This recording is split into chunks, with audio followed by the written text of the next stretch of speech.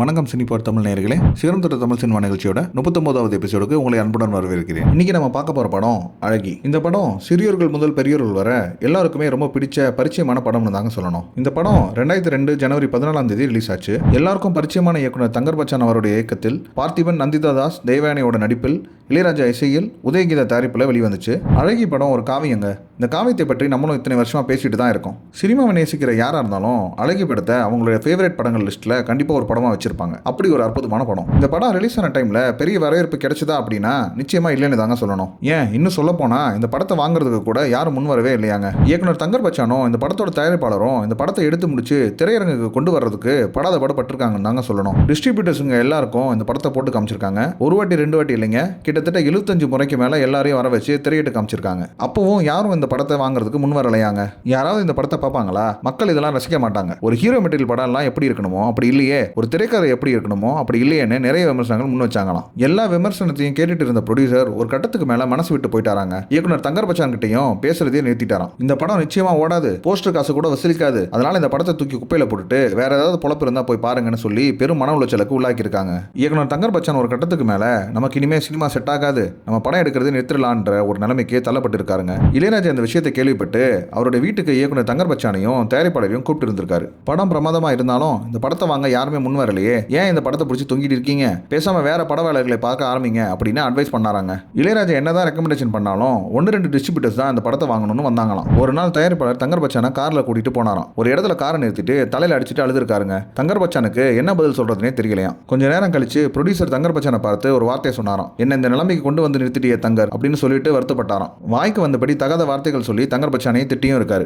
தங்கர் பச்சானால ஒரு வார்த்தை கூட அதை மறுத்து பேச முடியல. ஏன்னா டீம் ரொம்ப மோசமான சிச்சுவேஷனை ஹேண்டில் பண்ணிட்டு இருந்திருக்காங்க. ரெண்டு பேரும் கொஞ்ச நேரம் அமைதியா உட்கார்ந்து இருந்தாங்களாம். அப்போ தங்கர் பச்சானை பார்த்து ஒரு வார்த்தை சொன்னாராம் ப்ரொடியூசர். இந்த படத்துல தான் உன்னோட வாழ்க்கை இருக்கு, அந்த ஒரு விஷயத்துக்காவது இந்த படத்தை நான் ரிலீஸ் பண்றேன்னு சொல்லி ஒரே வாரத்திலேயே அந்த படத்தை திரையரங்கு கொண்டு வந்திருக்காரு. படம் வெளியான அன்னைக்கு தங்கர் பச்சான் திரையரங்குக்கு சென்று படம் எப்படி ஓடுதுன்னு பார்க்க பொறுப்பட்டு இருக்காரு. அப்போ அவரோட மனைவி நானும் வரேன்னு சொல்லி கேட்க, தங்கர் பச்சான் வேண்டாமா, நிச்சயம் கூட்டம் இருக்காது, நான் தாங்கிப்பேன், அந்த சூழலை உன்னால ஹேண்டில் பண்ண முடியாது, அதனால நீ இங்கே இரு, நான் போயிட்டு வரேன்னு சொல்லிட்டு தியேட்டருக்கு போயிருக்காரு. தியேட்டருக்கு போனா எண்ணி சொல்லிடலாமா, ஒரு 10-20 பேர் தான் தியேட்டர்ல இருந்திருக்காங்க. கூட்டமே இல்லாம இருந்திருக்கு. அந்த சமயத்துல தான் அஜித்தோட ரெட் படம் ரிலீஸ் ஆயிருக்கு. அந்த படத்துக்கு மக்கள் சாரசாரமாக வர ஆரம்பிச்சிருக்காங்க. தங்கர் பச்சானுடைய ஒரு நெருங்கிய தியேட்டர் ஓனர் ஒருத்தர் அவருடைய தியேட்டர்லயும் படம் வெளியிட்டு இருக்காரு. அதே திரையரங்குல வேற ஒரு ஸ்கிரீன்ல அஜித்தோட ரெட் படமும் வெளியிட்டு இருக்காங்க. தங்கர் பச்சானுடைய நண்பர் தங்கர் பச்சானை பார்த்து, இந்த படம் எப்படி ஓடுது, உங்க படத்துக்கு கூட்டமே இல்லைங்க, பேசாம உங்க படத்தை எடுத்துட்டு அஜித் படத்தையே இந்த ஸ்கிரீன்ல ஓட்டலாம்னு இருக்கேன்னு சொல்லிட்டாராம். ஆனா தங்கர் பச்சான் தியேட்டர் ஓனர் கிட்ட கெஞ்சி ஸ்கிரீனிங் பண்ண வச்சிருக்காரு. அப்போ அந்த படத்தை பார்த்துட்டு வெளியில வந்த ஒரு அம்மா ஒரு கெட்ட வார்த்தை சொல்லி,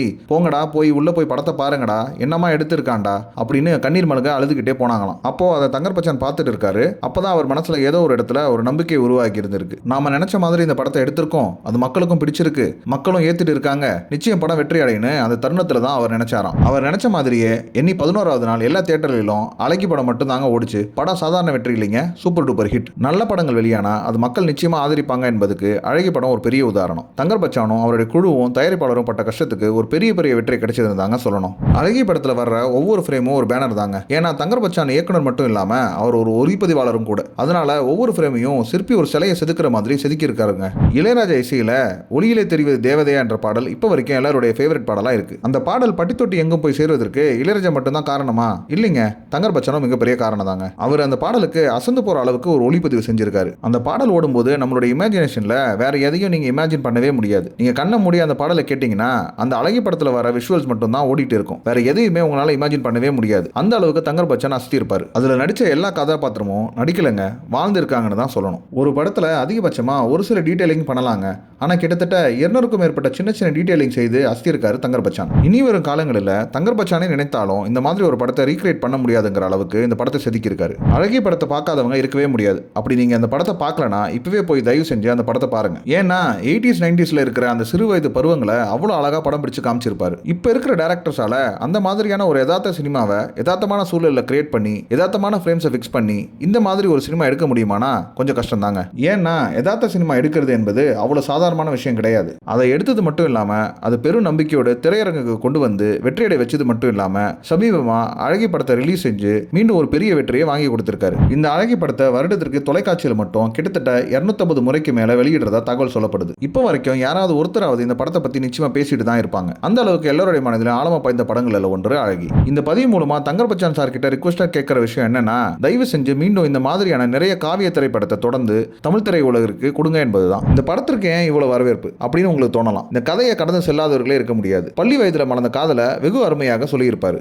இருவரும் சூழ்நிலை காரணமாக சேர முடியாமல் போனாலும் வளர்ந்த பருவத்தில் வெவ்வேறு இடங்களில் திருமணமானதும் அதன் பிறகு இவர்கள் சந்திக்கும் இடங்களிலும் நெஞ்சை தொட்டிருப்பார் தங்கர் பச்சான். இந்த படத்துல நந்திதாவின் நடிப்பு வெகு அருமையாக இருக்கும். அதிலும் இந்த படத்துல இளையராஜாவின் இசையில் அத்தனை பாடல்களும் சூப்பர் ஹிட். கடலூர், விழுப்புரம், பண்ருட்டி பகுதிகளில் இருக்கிற எளிய மக்களின் வாழ்க்கையை பத்தி இந்த படம் பேசியிருக்கோம். இன்னைக்கு இருக்கிற சினிமா உலகில் கதைக்கு பஞ்சம். இது போல ஆன்மாவை கரைய வைக்கிற படங்களோட பற்றாக்குறையால் தான் இந்த அழகிய படம் ரீரிலீஸ் பண்ணாங்கன்னே சொல்லலாம். என்ன டெக்னாலஜி இருந்தாலும் மொத்த கலைகளின் தொகுப்பு தான் சினிமா. இதுக்கு ஆதாரமாக இருப்பதே அன்பு தான். அந்த அன்பை பரிமாறுவதில் தான் இந்த கலைகளை இயங்குகிறது. இந்த தகவலை பிரபல திரை ஆய்வாளரும் சினிமா விமர்சகருமான ஆழங்குடி வெள்ளைச்சாமி சொல்லியிருப்பாரு. இந்த படத்திற்கு இளையராஜா சிறப்பான பாடல்களை பாடியிருப்பாரு. குறிப்பா ஒளியிலே தெரிவது தேவதையா மற்றும் முன்குத்தமா என் குத்தமா போன்ற பாடல்கள் காலத்தையும் தாண்டி நிற்கும் பாடல்கள் ஆகும். தனலட்சுமி வேடத்தில் நந்திதா தாஸ் நடிச்சிருப்பாங்க. இந்த படத்திற்கு உயிர் நாடிய தனலட்சுமி கதாபாத்திரம் தான். அதனால தான் நந்திதா தாஸுக்கு டப்பிங் குரல் கொடுக்க பலரை வச்சும் தங்கர் பச்சானுக்கு திருப்தி இல்லை. ஏன்னா பழைய தென்னார்காடு மாவட்டத்தில் கதை நடக்கும். அந்த மாவட்டத்தின் வட்டார மொழியை பேசும் பெண் கிடைக்கவே இல்லையாங்க. அதனால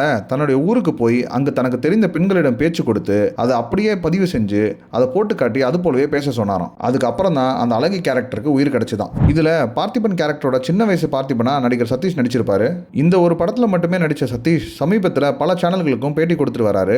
அவரை பார்த்த ரசிகர்கள் அனைவரும் அழகி படத்துல நடிச்ச சதீஷா இவரு என்று ஆச்சரியப்படுற அளவுக்கு முற்றிலும் வித்தியாசமான தோட்டத்தில் இருக்காரு. அழகி படத்துக்கு அப்புறம் வேற எந்த பட வாய்ப்புகளும் சதீஷை தேடி வரலையாம். அது மட்டும் இல்லாம பரத் நடிச்ச காதல் திரைப்படமும் தனுஷ் நடிச்ச தேவதையை கண்டின் படமும் சதீஷ் நடிக்க வேண்டிய படங்களாம். இந்த படம் மேஜிக்கல் படமா மாறுவதற்கு ஒரு பெரிய காரணம் யாருன்னா மேஜிக்கல் மேன் இளையராஜா அவர்கள் தாங்க. அழகிய படத்தை பி லெனின், வி.டி. விஜயன் ஆகியோர் தொகுத்து கொடுத்திருக்காங்க. இந்த படத்துல பணியாற்றிய அனைத்து ஜாம்பவான்களுக்கும், குறிப்பாக இயக்குனர் தங்கர் பச்சான் அவர்களுக்கும், தயாரிப்பாளர் உதயகீதா அவர்களுக்கும் சினிபார் தமிழ் சார்பாக ஒரு பிக் சல்யூட். மீண்டும் இது போன்ற ஒரு நல்ல திரைப்படத்தோடு சிகரம் தொட்ட தமிழ் சினிமா நிகழ்ச்சியில் சந்திக்கலாம். இந்த தொகுப்பு உங்களுக்கு பிடிச்சிருந்தா சினிபார் தமிழ் சேனலை சப்ஸ்கிரைப் பண்ணுங்க, லைக் பண்ணுங்க, பெல் பட்டனை கிளிக் பண்ணுங்க. நன்றி, வணக்கம்.